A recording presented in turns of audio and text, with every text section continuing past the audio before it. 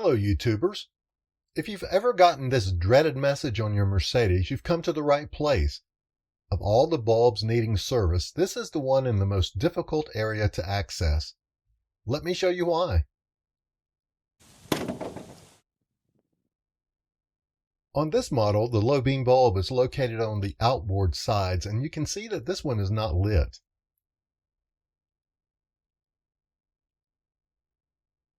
Now, if it were the high beam bulb that needed replacement, the round access door, circled here, can be removed, then the bulb replaced. Oh, but alas, the low beam bulb access door is located in front of this conglomeration of parts, much too tight to access with human hands from the top side of the engine, so the front wheel and fender liner will need to be removed. Let me show you how, and let's get after it.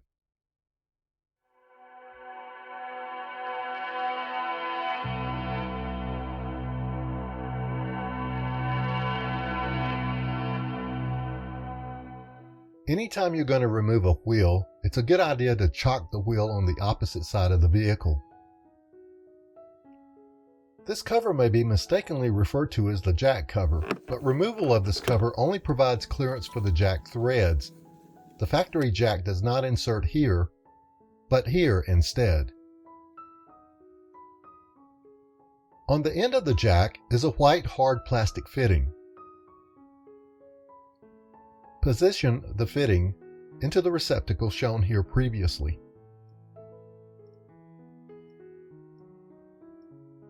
Place the foot of the jack onto the ground and begin to crank clockwise.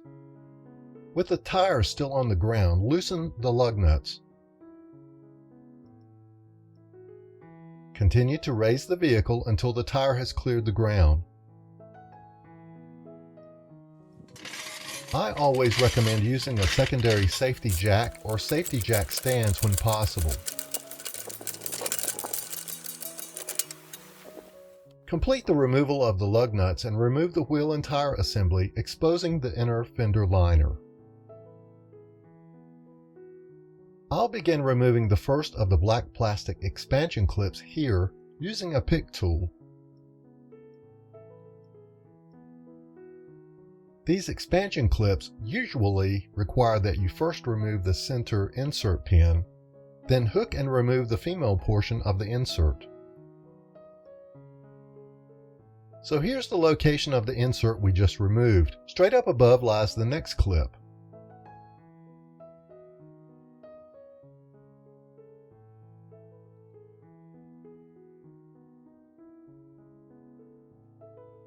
As we continue onward, let's number the fasteners we've removed so far. This arrow points to our first recessed clip.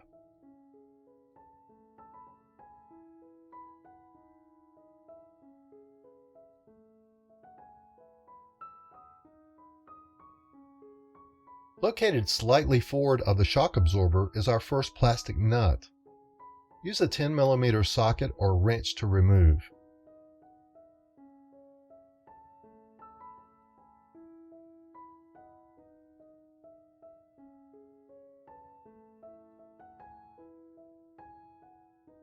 Straight up overhead is another of the plastic nuts. Note how the front half of the fender liner is positioned underneath the rear half. This will be important on reassembly.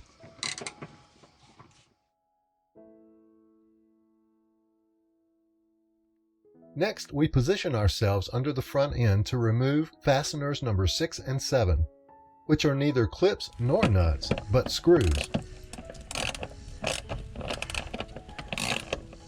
Note how, on reassembly, the fender liner with its metal clips will slide under the front engine's splash shield.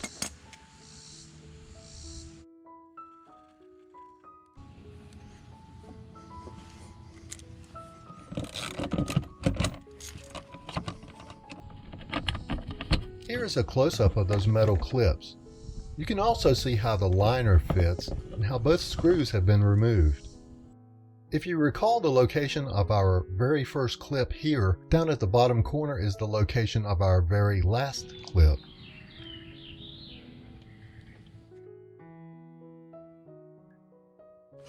Just like all the others, use your hook tool to remove. Both the pin and the clip came out at the same time on this one. Begin the liner removal by sliding it off the plastic post at fastener position number 4 and 5. Then using your gloved fingers, slide the liner out from under the edge of the fender.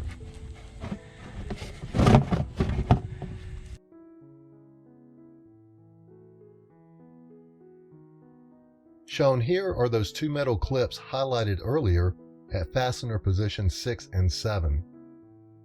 Now we can navigate our way to the low beam access door and remove it by turning it counterclockwise.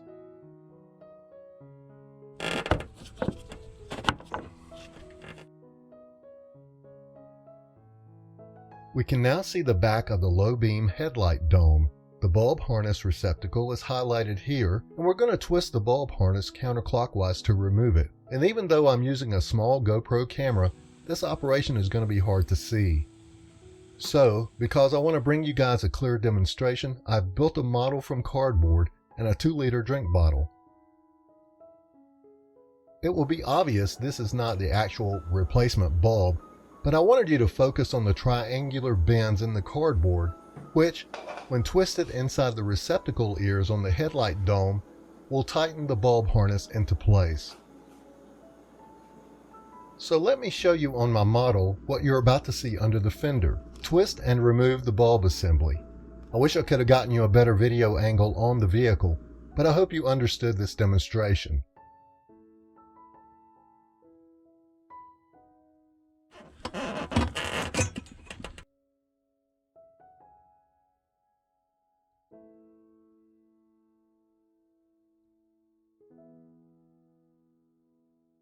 You may use a sharp, flat-bladed screwdriver to gain purchase between the bulb housing and the bulb receptacle, then twist like this. Grab the metal base of the bulb assembly and pull straight out.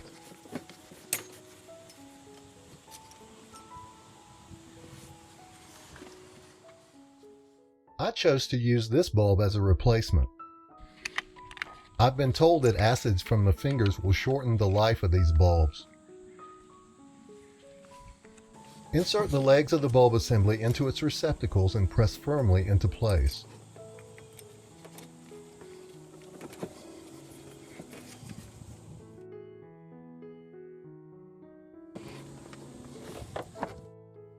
Again, let me show you on my model what I'll be doing inside the actual headlight housing.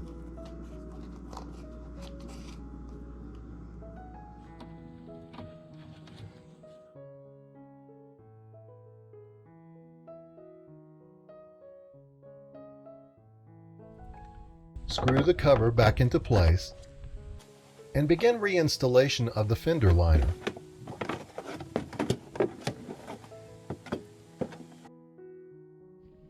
Here at the top, don't forget the front liner half fits onto the post underneath the rear liner half like this.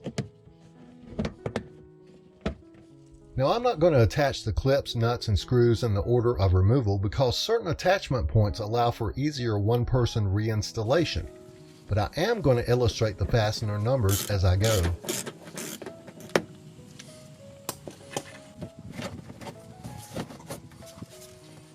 Using a gloved hand, press the liner inside the edge of the fender.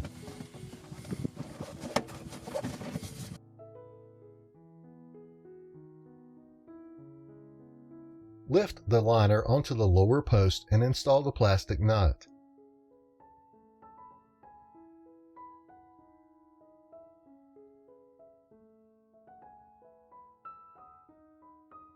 Now follow along as we reinstall 3 more clips.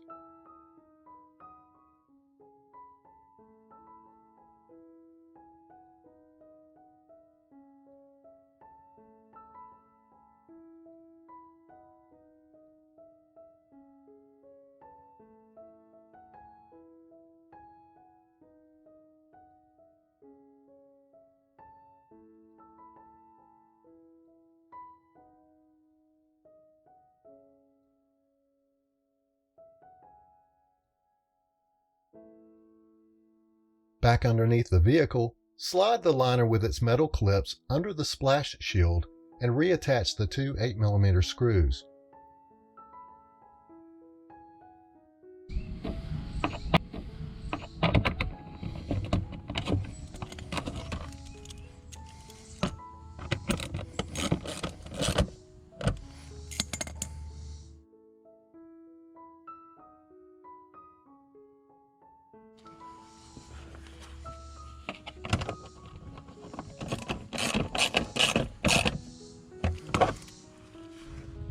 Reinstall clip number 8 at the corner position, making sure this flap, which is the same color as your car, is on the outside of your liner.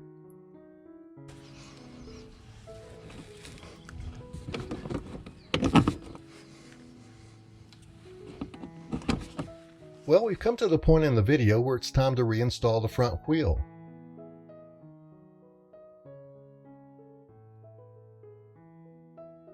Lug nuts are installed and only lightly tightened at this point.